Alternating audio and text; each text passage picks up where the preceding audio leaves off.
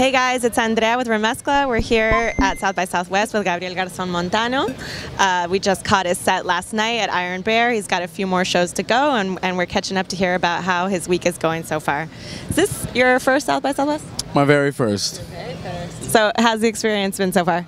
It's been amazing. It's been just full of walking and eating and making music. You've been on the road a lot recently. You just kind of wrapped up a tour opening for Lenny Kravitz. You've been playing a bunch of shows in New York, which is where you're based. What is sort of your take on this versus some? Because I know you've been playing big arenas, you played small spaces. What do you prefer, and what is your sort of take on those different spaces and how you adapt your sound? I do pretty much the same thing wherever I play, which is just play the songs and sing it the best I can. And I much prefer smaller venues. I like, first of all, on the road with Lenny, I used in-ear monitors, and it's like being like underwater in a fish tank. You're completely separated from the audience. Yeah, I like clubs, and I like seeing the people, and playing stateside to young people who know where I'm coming from is a joy, because the energy reciprocates, and you can build something. Yeah, I saw. You seem like you have a lot of friends who come out. Did you have some friends in the audience last night? I had two friends, and my managers were there, my booking agents were there, my father was there. Oh, your dad was there. Yeah, That's really cool. He definitely wasn't dancing too hard, but he was standing there like this. he's a proud, yeah. That's so nice. So he's gonna be hanging out with you all week, or he just came for one of the shows, or what? Yeah, he's going to be around. I mean, I invited him to go get a massage earlier, and he was like, "Gracias por la invitación, pero estoy trabajando." So yeah, I told him I was going to have to do a bunch of stuff so that it'd be, I didn't want him to have just shadow me around. So he said, "Okay, I'll just come chill for the gigs, and I'll just be there to support." Yeah. Well, you just did a little impression of your dad, which brings me to the next question. Your album title nods at sort of your French and Colombian roots. Musically, it also seems like you've hinted at almost some cumbia in some of the music there. Do you feel like one of those sides has influenced you more musically? Did you draw inspiration from both? Did you grow up listening to a lot of French or Colombian music? Yeah, I would say yes to everything you just... Well, basically, my mother was a classical singer, and I mean, she was French. She did a whole record of art songs by like Fauré and Ravel, Debussy. So I grew up with those sounds. And yeah, my father showed me Fania and all the salsa music, and Totola Momposina and Petrona Martinez. And since then, I've been investigating a little more.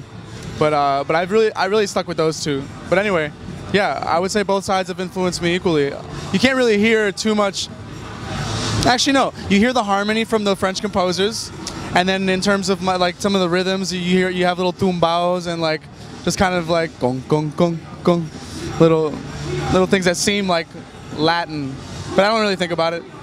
It's more instinctive. Yeah. If I were to dissect it, I would say they both come through, and then it's somebody asked me like what I sound like or what I do, and I said I'm the son of a Colombian man and a French woman who found soul music.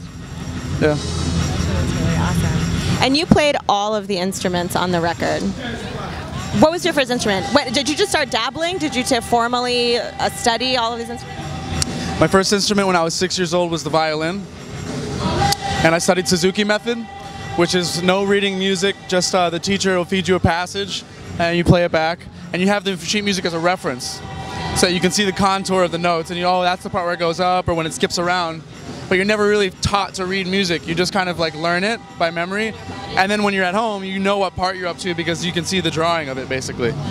And Suzuki method, it's like it's a very popular. It's Japanese, and yeah, I played violin from the age of 6 to 13. Picked up the drums and guitar at like 12, and then keyboard at 19. And I was singing since I was a kid because my mother was a singer. And what was your process like in the studio? Because you kind of did it from a very like analog approach. What prompted that decision, and what was that whole process like? So there's a lot of pre-production, which is planning out how the songs are going to be. I don't just go in, and I don't have the luxury or the money or the time to sit around and just try to think of a song for 5 days. I go in with everything written out, like planned out, and I execute in the studio. So in the beginning, I'm at home just at the keyboard, and I start making demos. At the time when I was making the demos, like in 2010 and 11, I was using GarageBand, and some of the tunes never left my hands and my mind, though. I just had I had written it and I never like committed it to a demo. And then sometimes if I made a beat, I bounced it onto tape and recorded the rest of the instruments over it. And then sometimes I just recorded from scratch. I always laid down a drum machine to the tape, then like plotted it out on the keys so you can hear the form of the song, and then filled it in with the rest of the instruments and vocals. And how is it sort of trying to adapt that then into a live set? Because now you've got a backing band, you have someone on drums and someone on... By the way, your bass player last night was lit. He was feeling himself. It was really amazing. Like, I've never seen so many body rolls. Is he with you all the time? Is he touring with you? Yep. I've been playing with Spencer. We call him Spicy. We've been playing for like 6 years now. Same thing with David, the drummer. Jake's the newest addition.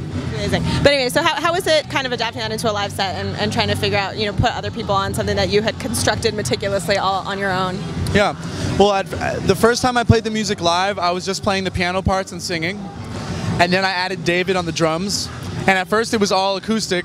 Then we brought in the SPD and I started sampling some of the sounds from the record to get more of the aesthetic. Then we added bass. Then we added keys. And then once we went into the to play arenas, we decided we wanted the full record to be showcased in the live set. So we added tracks with certain percussion elements and background vocals, so that every part on the record is represented. And it's pretty simple. I mean, I just taught everybody the parts and then play it. Had a little Kendrick sample in there that like had people go gah, gah, gah. That was amazing. Yeah, absolutely. I like to see so what now? Your last time we spoke, I talked to you a little bit about the fact that you'd been sampled on Jungle by Drake. That was obviously like kind of an out of the blue thing that we were really excited to see. And then you told me that you're in the studio now working on some new stuff. What can you tell us about it?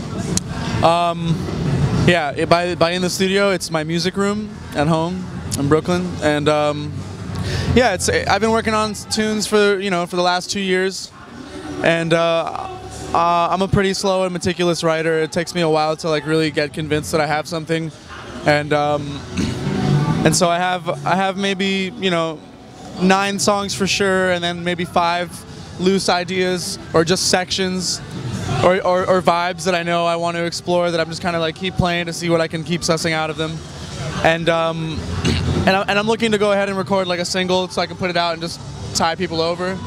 I'm about to go into the studio and do a collaborative EP for Red Bull.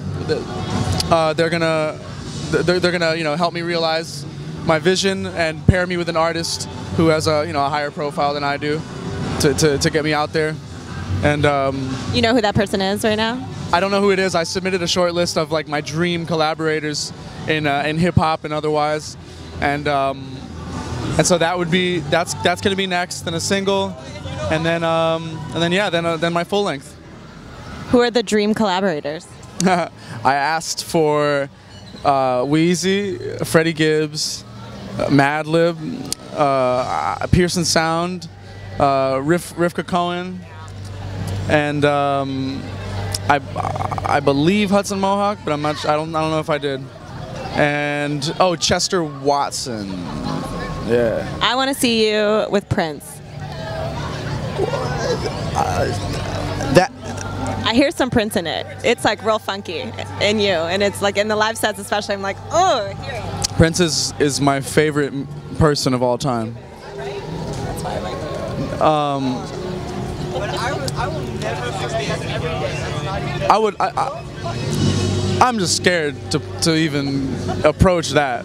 That's so close to home. I mean, I think you have to be a woman. I feel like Prince will actually die if he's not surrounded by 6 women at all times. I think that must be his inner rule. Like, not enough ladies around me constantly. Yeah.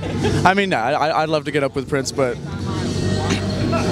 also I feel like if I met him, it would...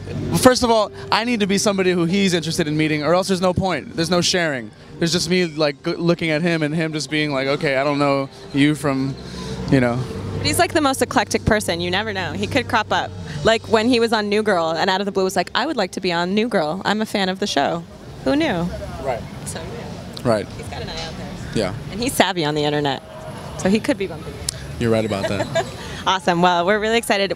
Tell us which are the next showcases for people who are in town and want to check it out. Tomorrow we are playing. Give me a moment.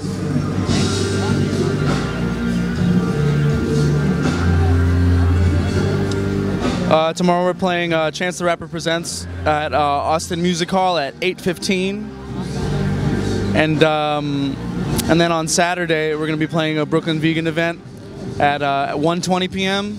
and then later on the Fool's Gold and Mad Decent party at 7:30. Awesome.